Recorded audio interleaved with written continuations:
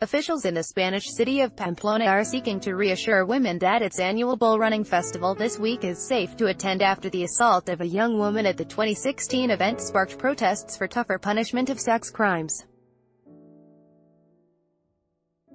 The festival, a raucous, alcohol-fueled event where mostly men volunteer to be chased by bulls down narrow streets, begins on Friday. Suggestions of a boycott have circulated on social media as anger persists over the 2016 attack carried out by 5 men who called themselves the Wolf Pack. Earlier this year, a court cleared the 5 of raping an 18-year-old woman at the festival in 2016, convicting them on the lesser charge of sexual abuse.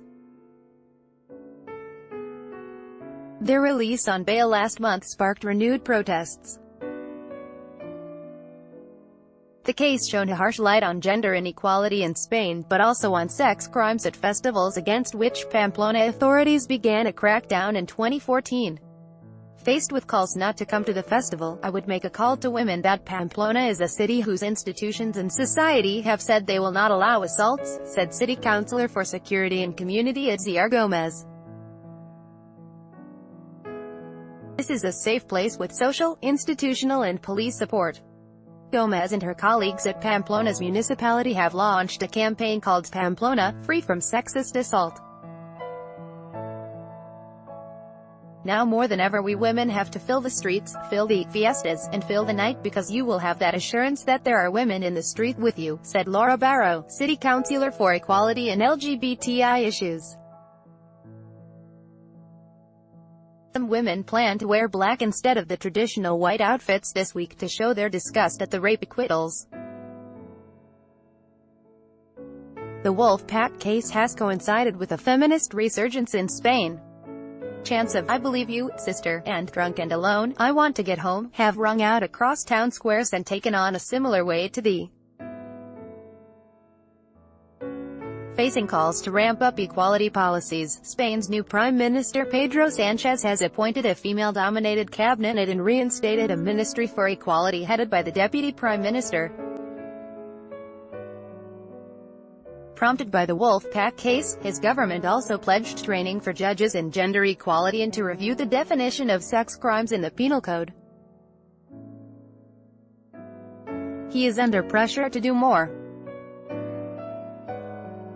Sofia Castanon, a member of parliament for anti-austerity party Podemos, whose support was key in helping Sánchez overthrow his predecessor in June, welcomed the Prime Minister's cabinet makeup and the Equality Ministry, but said, "Gestures are not going to cheer me up.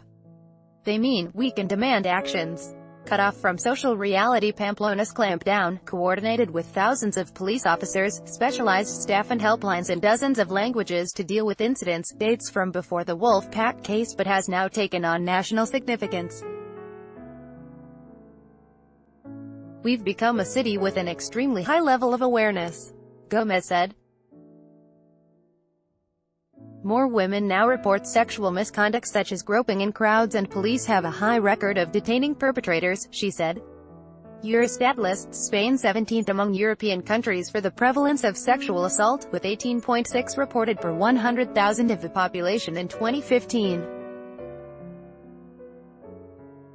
The numbers rose in the year of the Wolf Pack assault, and quarterly data from the Interior Ministry indicates they continued a steady upward path throughout 2017, before climbing a further 14% nationally early this year. Women's groups say the increase is due to more victims coming forward, indicating greater awareness of what constitutes sexual assault and more faith in the official response. Gender inequality in Spain's law and judicial system has become a major focus of women's rights campaigners. Sánchez's government has given few details about its planned review of the penal code, but much of the criticism of the ruling has been aimed at those applying the law.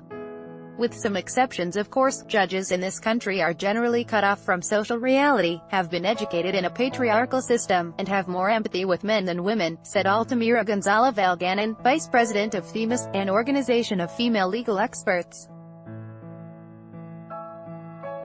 Some hope the powerful response to the Wolf Pack case and the outpouring of sympathy for the victim could encourage more sexual abuse sufferers to come forward.